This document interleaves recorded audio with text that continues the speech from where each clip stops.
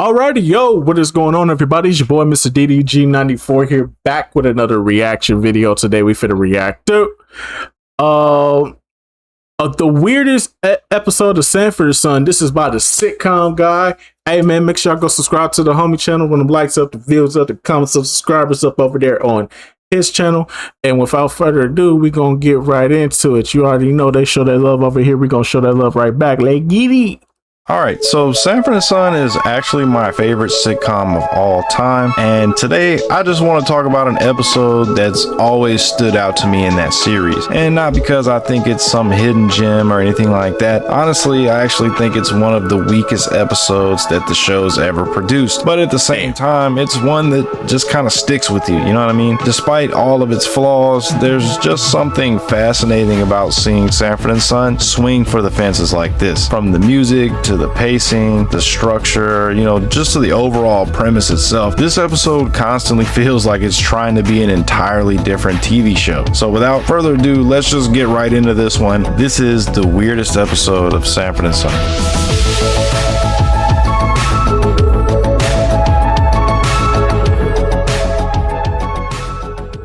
Okay, so the episode in question here is actually not just one episode, it's 3 episodes, and that is The Hawaiian Connection, a 3-part season 6 premiere that just feels like an entirely different show. Okay, walk me through this. I forgot this almost one. Immediately with its intro, because it opens with this scene where Fred is dancing around in this hula skirt, and then Lamont comes in, and right as Fred says, "Aloha, son. Guess what?" it just freeze frames and transitions into this Hawaiian montage. And honestly, the song is actually a banger, but regardless, the intro ends and we cut right back to the exact same conversation that it interrupted. It was like somebody accidentally inserted this random Hawaii B-roll in the middle of a Sanford and Son episode. I mean, it was really weird. But anyway, Fred and Lamont are talking about taking this vacation, and Fred really wants to go to Hawaii, but the problem is that they can't afford it. Lamont knows it, Fred knows it, and you know, Fred reluctantly accepts the reality of that, and he just kind of starts fantasizing about being there anyway. And that's when the episode cuts away from California entirely, and now we are actually in Hawaii, and we see these that white there are some women people gathered around a radio, and a broadcaster starts talking about a major diamond robbery that just went down. And this is where we meet the bad guys of this trilogy. They were the ones that stole the diamonds, and they're trying to figure out a way to get them off the island. They know that the airports are being watched heavily, cruise ships are being watched heavily, and because all of these people have criminal records, they know that they'll get searched immediately anywhere that they try to leave. So they need somebody else that has a clean record, somebody that nobody would ever suspect. And that's when they hear about a Junkman convention that makes one of the criminals remember this other guy from his old neighborhood, a guy by the name of Fred G. Sanford. And after hearing about this Junkman convention, they come up with a plan to put Fred's name on the reservation list, get him invited, and pay for his trip, and then use him as an unsuspecting diamond mule. And honestly, it's a pretty ridiculous premise, but then we cut back to California where Fred is answering the door, and in a nice little cameo here, we see Theodore Wilson show up as a mailman, and he hands Fred a letter, which Fred immediately assumes is bad news, so he don't even want to open it, but he eventually gives in. But before he can, Bubba comes in and starts to pad the runtime for this episode as he stalls Fred from ever actually reading the letter. But eventually Fred does read it, and he realizes that he's been invited to speak on a panel at a Junkman's convention in Hawaii. Plane tickets paid for, hotel paid for, everything paid for. Lamont and Fred cannot believe this at all. They call the number on the letter and everything seems to check out.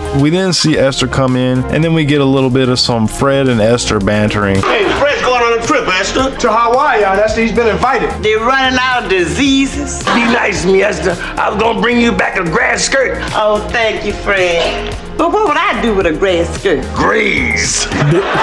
But then there's a knock at the door, and it's this guy that is delivering the plane tickets, and you know, he just arrives with them suspiciously fast, like 15 minutes after the phone call. Somebody's already at the door with them, but everyone's so excited that nobody questions it. And we cut back to Hawaii, and we are at the police station game planning how to catch them. And this is where the episode starts feeling less like Sanford and Son and more like Hawaii 5-0. We We got police briefings and suspects and all that kind of jazz. And while the show never outright says that it's parodying Hawaii Five-0, it absolutely is. I mean, they're using the Hawaii Five-0 theme music whenever the cops show up. And that's not the only parody that this episode is doing. It's actually parodying Mission Impossible as well. We actually see Greg Morris appear as one of the jewel thieves in this episode. So when the crooks are sneaking around, swapping luggage, or carrying out plans, the show starts playing the actual Mission Impossible theme song.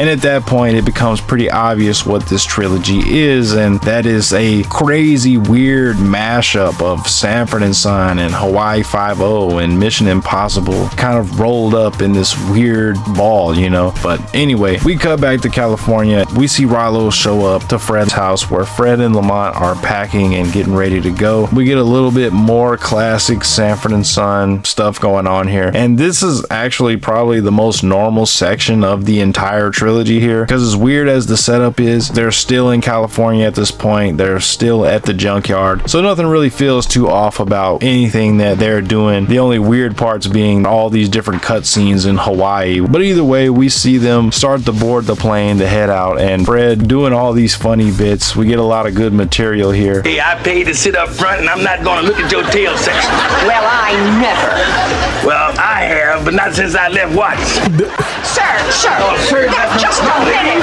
You are. Maybe the sequence was a little longer than it needed to be, but overall still funny. And eventually they land in Hawaii, where we see the crooks watch Fred and Lamont step off the plane. They're sizing him up, and one of them even says, "Hey, that's a put on. He can't be as stupid as he looks." as they all think that they're gonna get away with this pretty easily. And that's where we end and fade out in part 1. Going into part 2, we open up with a recap, of course, and more Hawaii footage and imagery, and we see Fred and Lamont finally arrive at their hotel room, and they are blown away by how fancy and expensive everything is. But they quickly remember that they ain't paying for any of it, so they're happy as hell. And Fred even has a surprisingly heartfelt moment where he starts to have some imposter syndrome. He starts feeling a little out of place, like maybe he doesn't belong here for some reason. But Lamont reassures him and tells him that he is important and that he deserves recognition. But I'm a loser and a nobody. You're somebody, Pop. And you're my Pop, and I wouldn't have it any other way. And then from here, the pacing starts slowing down a lot. You know, we see Fred and Lamont hanging out by the pool, drinking Mai Tais, talking to strangers, joking around, and nothing really happens for a large portion of this episode. And this is where I started noticing one of my biggest issues with this trilogy, which is it really feels like it could have been a 2-parter instead of a 3-parter. There's just so much filler going on, so many long sequences and random gags, and of course Fred is still funny and doing entertaining stuff, but some of these sequences just go on way too long. But either way, we see that the crooks are watching everything that Fred and Lamont are doing, waiting for an opportunity to switch Fred's suitcase out with one that has a false bottom full of diamonds. One of the crooks sneaks into Fred's room, swaps the luggage, and the police catch him leaving the hotel room, and so they ask him to come in for some questioning. Fred goes ahead and decides to head up to the hotel room because he's not feeling too great after all those Mai Tais. But then one of those police officers arrives asking some questions, and mostly wanting to know if they know anything about the diamonds, and also when they plan on leaving Hawaii. Because as we know, the police know that the criminals are trying to smuggle the diamonds out inside of their luggage, and they know that Fred and Lamont don't know that, so obviously they're not going to tip them off. But either way, then we get another feast sequence. More eating, more dancing, and again, just too much padding here. Meanwhile, we see that the crooks are realizing that the police might be onto them. One of their guys got questioned, and they think that he's probably gonna talk, and they think that things are gonna get messy. So they concoct this plan to go get the diamonds and try to escape a different way. And then after this sequence, we see Fred again ready to head back up to the hotel room, but right as he's walking off, we see the guy that calls himself Commissioner Smith walk up to Lamont and basically tell him that the time on the panel that Fred was going to have, they actually weren't going to have time for it anymore. And because of that, they're not going to be covering any of their accommodations. They're not going to pay for their hotel room or their plane tickets or anything like that. And so Lamont is absolutely pissed at this point, and he doesn't know how he's going to tell Fred. What am I supposed to tell my pop now? How about start packing, Daddy? They send Gladys to sneak back into Fred's room with, of course, the Mission Impossible music playing, only to discover that Fred is in there, and so she improvises and pretends to be a chambermaid, welcomes him to Hawaii, and then promptly leaves. Then we see Lamont walk in past Gladys, and he seems to really not even notice her. He's so distraught by this news that he got from Commissioner Smith, and he delivers it to Fred, and Fred ends up getting so upset that he starts going off and throwing his suitcase around, and then it pops open and diamonds spill out everywhere. And finally, Fred and Lamont start to realize what's really going on here. They were never invited because Fred was important to this Junkman's convention. They were invited because Fred was useful, and instead of calling the police right away, they decide that they don't trust anyone and they're just going to take them back to California and then turn them into Officer Smitty. So they grab them and then they rush off to the airport. Meanwhile, the cops arrive at the hotel right after Fred and Lamont have already left, and they realize that they got to get to the airport quick. So we cut to the airport and we see Fred and Lamont in line at the baggage claim, and we see a random guy walk up and accidentally grab Fred's suitcase and walk away with it. As the airport worker is trying to take Fred's bag, Fred doesn't realize that he doesn't have the right bag anymore, and so he starts to kind of pull back and forth with it with this worker because he wants to carry it on versus, putting it in baggage claim or whatever. As they're fighting over it, the suitcase pops open and there's cameras and stuff falling out. Like, this is not Fred's suitcase. They realize it, and then we see the crooks off at a distance, and then Fred and Lamont realize that the crooks are watching them, and so they just start running, and that's the end of part 2. And part 3 is where this thing just goes completely off the rails here, because it opens with one of the strangest chase sequences I've ever seen in my life. There's barely any music. There's fake sound effects for everything, from the cars to the doors to running to,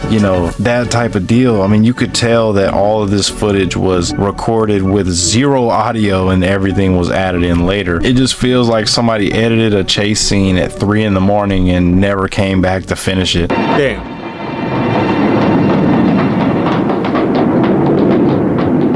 But eventually Fred and Lamont stop running and they jump into a taxi, and we get another chase sequence where the crooks are chasing them in a car chase, and it just goes on for so long, and eventually the driver just gets tired of them and kicks them out, and it just so happens that they end up at a Don Ho performance. And honestly, seeing Don Ho pop up was pretty cool. It was a nice little cameo here in this episode, and if you're not familiar with his work, then you absolutely should be, and you need to go check it out immediately. Either way, Fred and Lamont run inside and they hide amongst the crowd as we see the crooks come in too, but they're not hasty about trying to get violent in this public place. So we're watching Don Ho kind of finish up his singing performance, and then he calls up all the grandpas to the stage, and of course Fred heads on up there. They do a big dance sequence because of course that's what this whole trilogy is about, and then Fred and Lamont sneak backstage and creep out the back without the crooks noticing. They steal a car and they just take off out of there, and their plan is to get back to the airport, but somehow they end up at the Sea Life Park, and for some reason they get out of the car and they start to run into the Sea Life Park. And again, this running sequence is so weird and drawn out because of the fake sound effects and just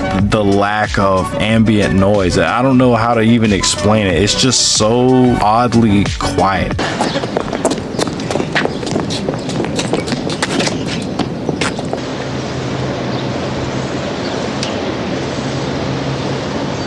But either way, they're running back into this place and they end up on this boat, and the crooks eventually corner them there, threaten them because they believe that they still have the diamonds. But then Hawaii Five-0 shows up once again to save the day right at the very last second, of course, and everything kind of gets resolved. But somehow we're still not done with this thing yet, because after they square everything away with the police chief, they fly back to California, and Esther, Rollo, and Bubba are there to greet them from their vacation, and Fred immediately starts embellishing the story completely. Hey, that's fantastic, Fred. Especially the part where Don Ho didn't show up and you did the whole show. And when you bought the shirts to save Lamont, that was wonderful. Thanks, Joe. And then, of course, by the end of the story, everybody is just kind of wondering what actually happened to the diamonds. And right on cue, the guy who accidentally grabbed Fred's suitcase shows up at the door and gives him his suitcase back. Boom, they got the diamonds. Smitty shows up, the diamonds get returned. And what's really funny here is that Fred gets a reward for returning the diamonds. Reward? I told you, Bubba. How much? Hey, he was a very happy man, Pop. Who cares? How He much? said to tell you that you're a fine person. How much? He said that honesty is a rare thing nowadays. How much, dummy? $500. 500. Are they kidding? It's a bill for the plane tickets. $506. We gotta pay for the plane fare. An absolutely brutal but fitting ending to this trilogy, I think. And you know, in conclusion, overall here, I don't think that this trilogy is completely trash, but I don't think that it completely works. You know, I think it's way too long in certain areas and it just has so much filler in it. I genuinely think this just should have been a two-part story. You know, you cut all the fluff and I feel like you could really have a fast-paced, action-filled two-part episode. But instead, they decided to stretch it out and you can really feel it here. And pause. At the same time, though, I do respect what they were trying to do because Sanford and Son as a show has a pretty strict formula for the most part. And this is probably the biggest creative swing that the show ever took. You know, they were parodying two of the biggest action franchises of the era. And the real problem is that this is a very grounded sitcom. It's very character driven, and with Fred and Lamont and the insults and the arguments and the fake heart attacks, and it's just like suddenly we're doing diamond smuggling and police investigations and car chases and, you know, basically dropping a three-part movie. And again, while I don't think that this experiment completely succeeded, I do think that it's very memorable and it sticks with you. I mean, to this day, it's not one of the episodes that I watch a lot. If I do go back and watch Sanford and Son, it's usually never this one. And to this day, I still can't believe that they made this a three-part Hawaii 5-0 Mission Impossible parody about jewel thieves trying to use Fred Sanford as a diamond mule. If that's not the weirdest episode of Sanford and Son ever produced, then I genuinely don't know which one is. But either way, let me know what you think. Do you think this is the weirdest episode of Sanford and Son, or does another episode deserve that crown? And should this one even count, considering it's basically a movie? Either way though, let me know in the comments. Peace out. I kind of remember this. I think I was watching it and then I just like, I watched it and then I was like, yo, I'm not feeling this. And I think I skipped through it because it was like, yeah, they doing too much here. This was one of the episodes where I skipped through it because I felt like they was doing too much here, and I just skipped past. I skipped past all of them. I was like, oh, it's a part 2 and a part 3. Oh, skip. Because that first episode, I felt like they was doing a little bit too much. It didn't feel like Sanford. So I was like, oh, this one of them tie-in episodes that they gonna do. Let me skip past that. I ain't want to see that.